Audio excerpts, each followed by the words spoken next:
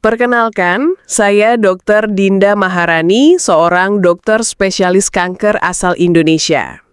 Hari ini izinkan saya berbagi sebuah kisah yang begitu menginspirasi. Kisah nyata dari seorang ibu sederhana bernama Bu Atun. Beliau sempat divonis menderita kanker payudara, sebuah penyakit yang seringkali membuat banyak orang kehilangan harapan. Belum lagi perjuangan yang menguras mental dan tenaga, bahkan harapan, yaitu saat dokter memutuskan harus kemoterapi.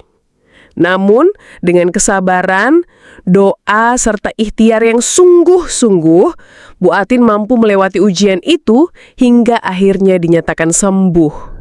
Kisah perjuangan seorang ibu dari ganasnya kemoterapi. Assalamualaikum warahmatullahi wabarakatuh, sahabat sehat dimanapun Anda berada. Sebelum kita mulai, coba tuliskan di kolom komentar Anda dari kota mana saja. Dan adakah di antara keluarga, saudara, atau mungkin Anda sendiri yang sedang berjuang melawan penyakit kanker payudara seperti Bu Atun ini? Karena dengan berbagi cerita kita bisa saling menguatkan, saling mendoakan, dan siapa tahu pengalaman Anda bisa menjadi inspirasi untuk banyak orang. Di sebuah kampung di pinggiran kota, hiduplah seorang wanita, sebut saja namanya Bu Atun, memiliki 5 anak. Dari kelima anaknya, tinggal si bungsu yang menemaninya di rumah. Karena kakak-kakaknya sebagian ikut suami dan merantau di ibu kota. Usianya sudah tidak muda lagi, mendekati 60 tahun. Tubuhnya kurus, wajahnya pucat dan keriput yang menunjukkan perjalanan panjang kehidupan. Namun di balik itu, ada semangat seorang ibu yang tidak pernah padam. Ia adalah ibu dari 5 anak yang ia besarkan dengan penuh cinta dan kerja keras. Suaminya hanyalah seorang buruh serabutan. Kadang ada pekerjaan, kadang tidak. Penghasilan yang masuk ke rumah tidak menentu. Bahkan seringkali tidak cukup untuk kebutuhan sehari-hari. Namun Ibu Atun tidak pernah mengeluh. Sebagai seorang istri dan ibu, ia merasa harus ikut berjuang membantu mencari nafkah. Setiap kali ada orang hajatan di kampung atau di desa sekitarnya, Ibu Atun ikut menjadi buruh masak catering. Pekerjaan ini bukan pekerjaan ringan. Ia harus membantu memasak dalam jumlah besar, dari puluhan hingga ratusan porsi. Tugasnya bisa mulai sore hingga pagi hari. Begadang adalah hal biasa baginya. Bahkan, seringkali ia tidak sempat beristirahat karena harus menyiapkan makanan yang harus diantar tepat waktu untuk acara besok pagi. Namun di tengah rutinitas melelahkan itu, Ibu Atun mulai merasakan sesuatu yang aneh pada tubuhnya. Bagian dada dan ketiaknya sering gatal-gatal. Awalnya ia mengira hanya iritasi biasa akibat keringat atau karena pekerjaan yang membuat tubuhnya sering kepanasan. Tapi lama-kelamaan, rasa gatal itu semakin sering datang.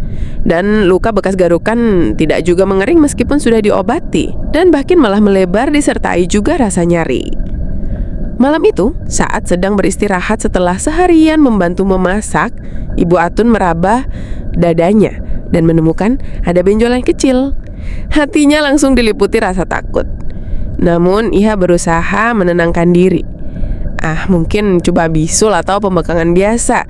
Nanti juga sembuh, pikirnya. Beberapa bulan kemudian, benjolan itu tidak hilang, bahkan terasa semakin jelas. Akhirnya dengan penuh keberanian, ia memutuskan untuk memeriksakan diri ke seorang dokter umum yang sudah lama ia kenal. Dokter itu masih kerabat jauh dan sering menolong warga desa.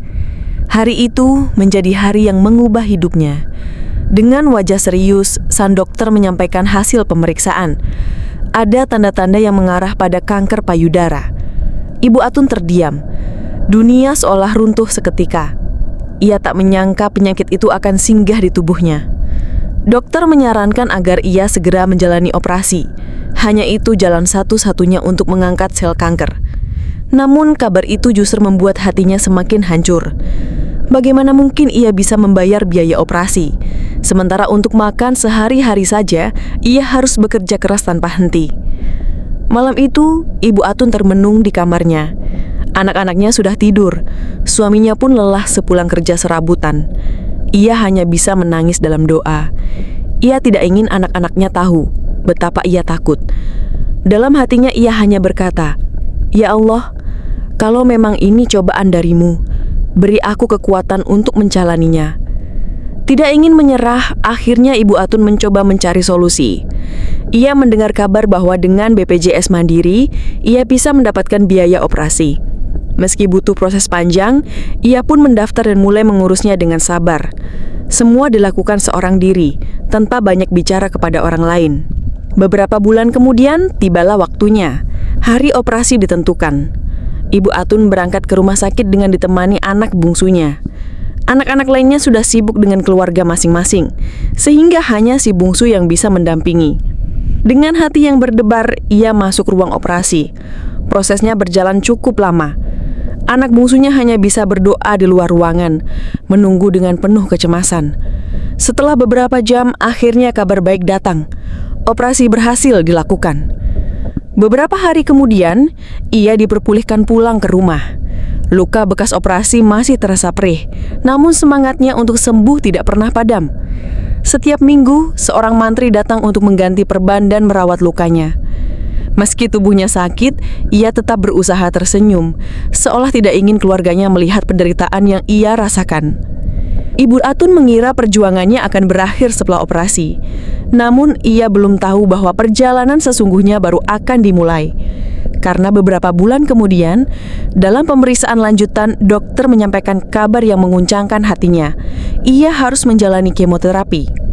Setelah luka operasi mulai mengering, Ibu Atun kembali melakukan kontrol rutin.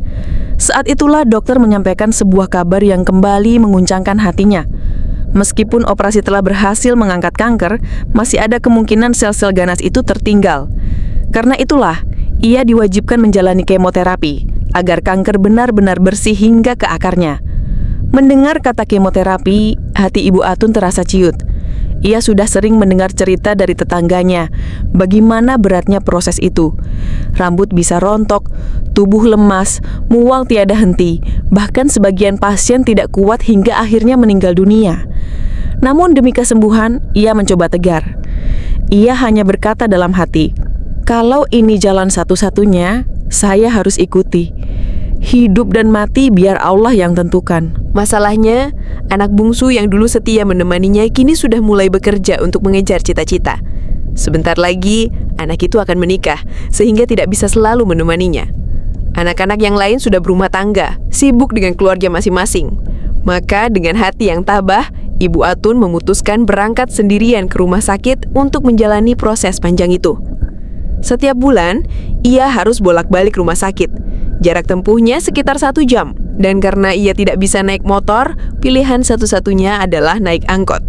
Dengan tubuh lemah, ia duduk di kursi penumpang, menahan rasa sakit dan letih sepanjang perjalanan. Kadang ia membawa bekal air putih dan sepotong roti, karena ia tahu seharian penuh akan dihabiskan di rumah sakit. Sesampainya di sana, perjuangan baru dimulai. Ruang tunggu penuh dengan pasien lain. Puluhan orang duduk menanti. Wajah mereka menunjukkan rasa sakit yang sama. Dari jam 7 pagi ia sudah hadir, namun terkadang baru bisa bertemu dokter hingga jam 7 malam, bahkan pernah sampai jam 10 malam. Semua itu ia jalani dengan sabar, meski tubuhnya semakin terasa rapuh. Setelah pemeriksaan, dokter akhirnya memutuskan Ibu Atun harus menjalani 8 tahap kemoterapi, 1 tahap setiap bulan. Artinya, selama 8 bulan ia harus bolak-balik ke rumah sakit, menerima obat kuat yang akan melawan kanker sekaligus melukai tubuh sehatnya. Kemoterapi pertama menjadi pengalaman yang tak terlupakan. Jarum suntik menusuk pembuluh darahnya, cairan obat perlahan masuk.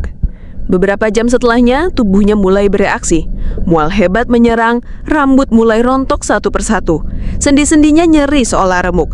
Tubuhnya terasa sangat lemah, bahkan untuk sekadar berjalan pun butuh tenaga besar. Namun, Ibu Atun tidak menyerah. Ia selalu menguatkan dirinya dengan doa. "Ya Allah, kalau memang ini jalannya, beri aku kekuatan. Jangan biarkan aku menyerah." Bulan demi bulan berlalu. Tahap demi tahap dijalani. Tapi yang paling menyayat hati adalah ketika ia menyadari banyak pasien lain yang dulu bersamanya kini tak lagi hadir. Teman-teman seperjuangan yang sering duduk bersamanya di ruang tunggu perlahan menghilang. Ada yang tidak kuat melanjutkan kemoterapi, ada pula yang meninggal dunia. Kabar duka itu menusuk hati Ibu Atun. Ia merasa sendirian, namun di sisi lain ia mencoba berpikir positif. Ia berharap mungkin saja mereka sudah sembuh sehingga tidak perlu kembali lagi. Ia tidak ingin hatinya tenggelam dalam kesedihan. Hingga akhirnya tibalah tahap ke-8, tahap terakhir dari kemoterapi. Dari puluhan pasien yang dulu bersama-sama mengantri, kini hanya tersisa 3 orang, termasuk dirinya. Hati Ibu Atun tempoladuk antara harapan dan ketakutan. Ia berusaha menenangkan diri, yakin bahwa Allah masih memberinya kesempatan. Selesai tahap terakhir, dokter menatapnya dengan mata penuh rasa kagum. Dengan suara yang berat, dokter berkata, "Ibu, saya salut sama Ibu. Dari sekian banyak pasien, Ibu adalah yang paling kuat bertahan sampai akhir." Air mata menetes di pipi keriput itu. Dengan suara pelan, Ibu Atun bertanya, "Dok, teman-teman saya yang dulu sama-sama ngantri, apa mereka sudah sembuh?" Dokter terdiam sejenak, lalu menjawab dengan suara lirih, "Tidak, Bu. Mereka sudah jihad di jalan Allah." Mendengar itu, hati Ibu Atun seperti ditusuk. Ia menangis dalam diam. Namun di balik kesedihan itu, ada rasa syukur yang tak terkira. Meski sendirian, meski penuh derita, Allah masih memberinya kesempatan hidup. Ia yakin bukan kekuatannya sendiri yang membuatnya bertahan, melainkan doa, iman, dan kasih sayang Allah yang selalu menyertainya. Sahabat sehat, ada satu pesan penting yang bisa kita ambil dari pengalaman perjuangan Bu Atun melawan kanker. Beliau adalah bukti nyata bahwa semangat, keyakinan, dan doa yang tulus dapat menjadi obat pelengkap di samping terapi medis. Tidak sedikit pasien yang merasa putus asa saat mendengar kata kemoterapi. Sebagian membayangkan penderitaan, rasa sakit, bahkan ada yang langsung hilang semangat hidup. Padahal, seperti yang kita lihat dari Bu Atun, justru kunci keberhasilan melawan penyakit terletak pada cara kita memandangnya. Tips yang selalu saya sampaikan kepada pasien adalah tanamkan dalam diri tekad untuk sembuh. Karena sesungguhnya setiap penyakit pasti Allah turunkan bersamaan dengan obatnya. Tinggal bagaimana kita mencari, berusaha, dan menjaga hati kita untuk tetap percaya. Jangan sekali-kali menyerah, apalagi membiarkan pikiran negatif menguasai diri. Pikiran yang penuh harapan akan menguatkan tubuh. Sebaliknya, pikiran yang lemah akan melemahkan tubuh meskipun obat terbaik sudah diberikan. Jadi, ingat baik-baik, jangan rebahan terlalu lama, tetaplah bergerak meski sedikit. Namun, semua usaha ini tidak akan sempurna tanpa kedekatan diri kepada Allah. Kita boleh berobat ke dokter terbaik, meminum obat termahal, bahkan menjalani teknologi medis paling canggih. Tetapi saja, yang memberikan kesembuhan hanyalah Allah Subhanahu wa Ta'ala. Karena itu, teruslah berdoa, mohonlah kekuatan, mohonlah kesembuhan, dan yakinkan diri bahwa sakit ini adalah ujian untuk menghapus dosa dan meninggikan derajat. Saya selalu mengingatkan pasien saya, jangan hanya berdoa untuk sembuh agar bisa kembali seperti dulu, tapi berdoalah agar jika nanti Allah memberi kesembuhan, kita bisa menjadi pribadi yang lebih baik. Itulah doa yang bijak.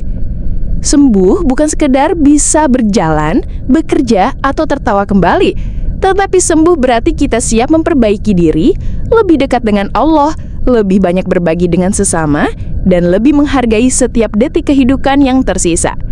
Bu Atun sering berkata, "Kalau Allah sembuhin saya ingin hidup saya lebih bermanfaat. Saya ingin lebih rajin ibadah, lebih sering menolong orang lain, dan lebih banyak bersyukur." Kalimat sederhana tetapi begitu dalam maknanya. Karena itulah beliau menjadi inspirasi bukan hanya bagi anak dan tetangganya, tetapi juga bagi banyak orang yang mendengar kisahnya. Sahabat semua, mari kita belajar dari Bu Atun. Jangan pernah menyerah, tetaplah bergerak, selalu berdoa, dan jadikan sakit sebagai jalan untuk memperbaiki diri. Ingatlah, kemoterapi adalah ikhtiar medis, doa adalah ikhtiar spiritual, dan semangat hidup adalah obat sejati yang mempercepat kesembuhan. Semoga Allah selalu memberikan kesehatan kepada kita semua, melindungi keluarga kita, serta memberi kesembuhan bagi siapapun yang sedang berjuang melawan penyakit. Amin ya Rabbal Alamin. Wassalamualaikum warahmatullahi wabarakatuh.